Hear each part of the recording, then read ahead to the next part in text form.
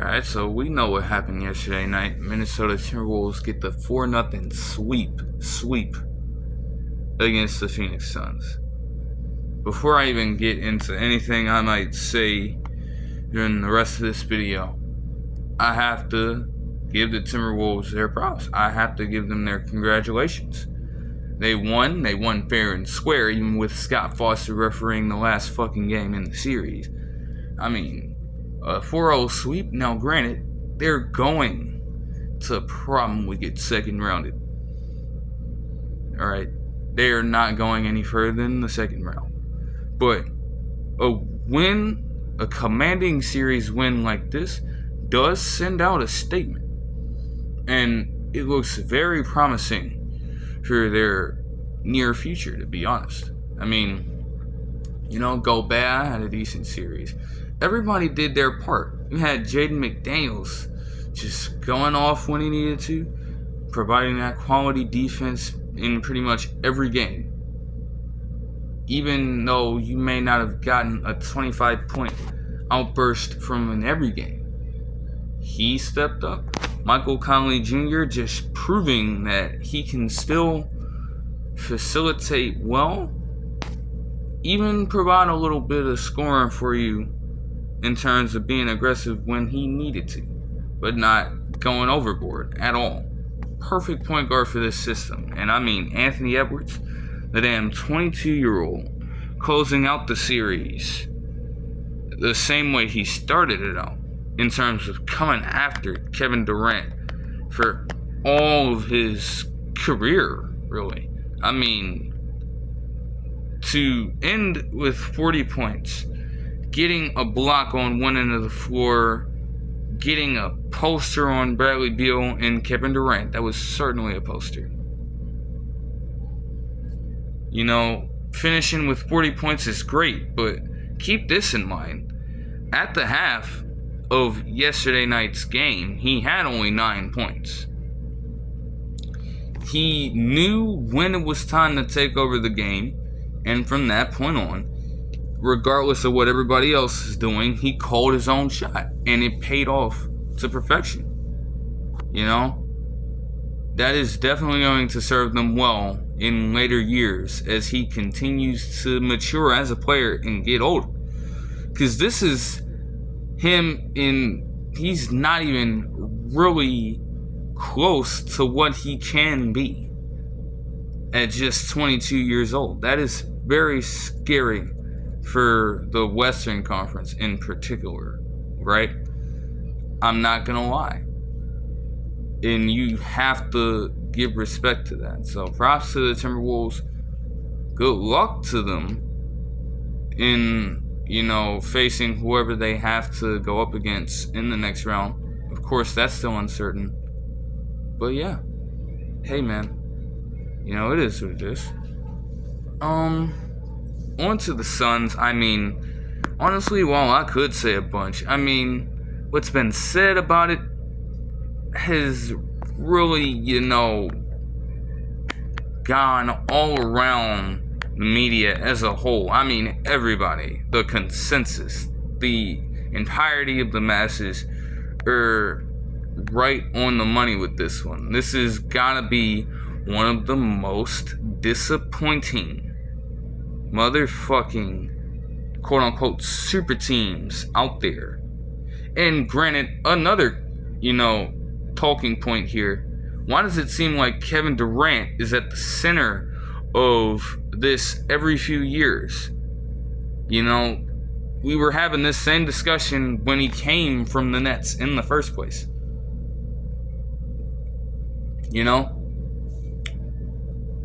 There's just no way. Right? The Suns just, I don't know. And it was weird to even hear today because, it slipped past my mind. But when Stephen A. Smith mentioned that the Suns swept the Timberwolves in the regular season, and not to mention they got a blowout win against the Timberwolves, yes, with their starters out, but literally the final game of the season, this very Timberwolves team got blown out. But you don't as the Suns managed to get a single game on them? I mean, where do I begin? Look no further than Game 2. They lost by 12 points. Pretty solid defensive effort from both teams. But, try this. In terms of points off of turnovers, in that very game, the Suns only had 2, right?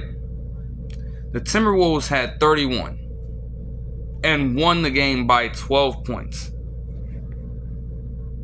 Like, that should never be happening in playoff basketball. The margin should be way closer than that.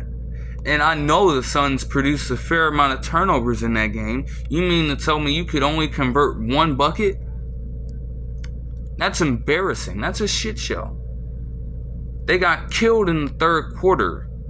You came into out of halftime, with a fairly reasonable margin.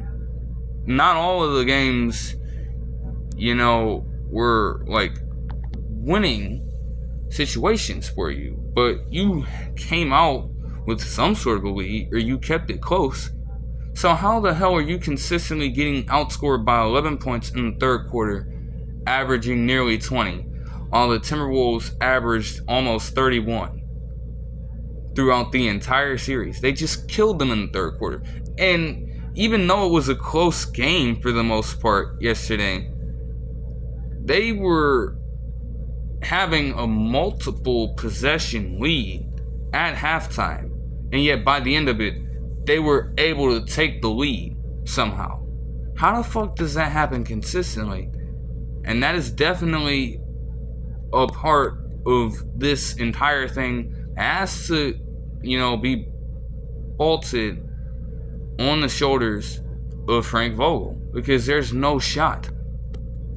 What I can't really say here to put blame on Frank Vogel, though, is for whatever the fuck we call Bradley Beal, you know what I'm saying? Whatever the hell he was trying to do out there. Like, I don't know, man. That 28-point game that he had on Friday doesn't even count, because, let's be honest, most of those buckets came in garbage time. A lot of those came in garbage time. So I'm not even counting that.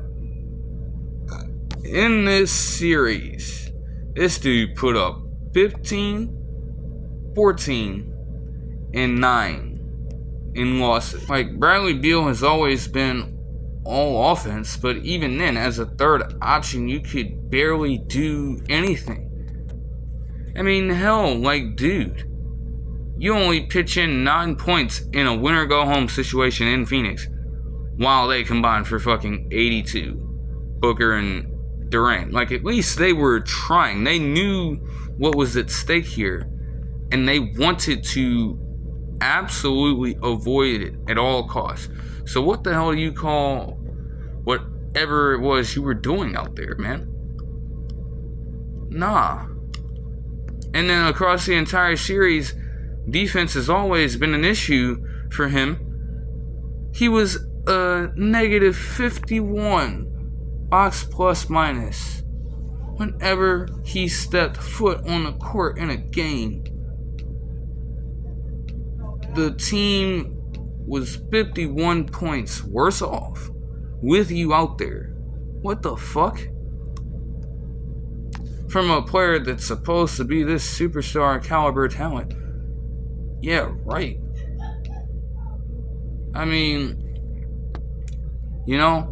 It's really all I can say about performance, Nurkic really didn't do much either. Even then, in multiple games, he was doing more than fucking Bradley Beal. Talking about let's go ahead, I'm ready to win a championship. No, you ain't. I'll be damned. I get swept. You got swept, nigga. you got swept, motherfucker. Your team got fucking swept. And knowing how everything looks now, it's just going to go downhill from here. Like, they're going to be stuck in purgatory for so fucking long, you can't even believe. Alright? This season alone, Booker, Durant, and Beal had salaries that were near $50 million. Near it or over it even. Especially in Bradley Beal's case. You have no room to get better as it stands. And then you have to factor in that you gave Devin Booker the Supermax that kicks in this very next season.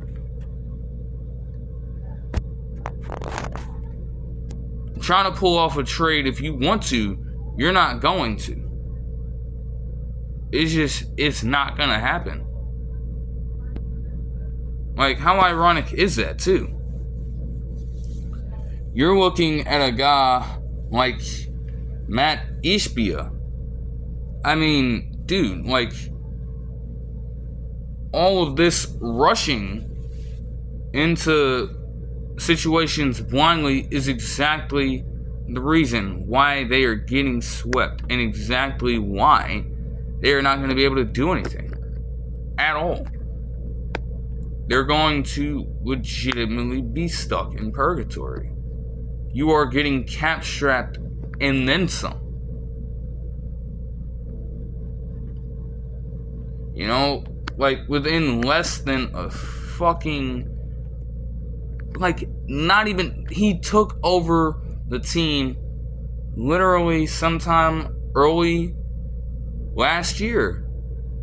Not even 5 months. 6, bro. Let me get this. Not even 6 whole months pass, and you trade for Kevin Durant, lose out on so many players, Mikal Bridges included. Then you trade for Bradley Beal and incur all of that extra money.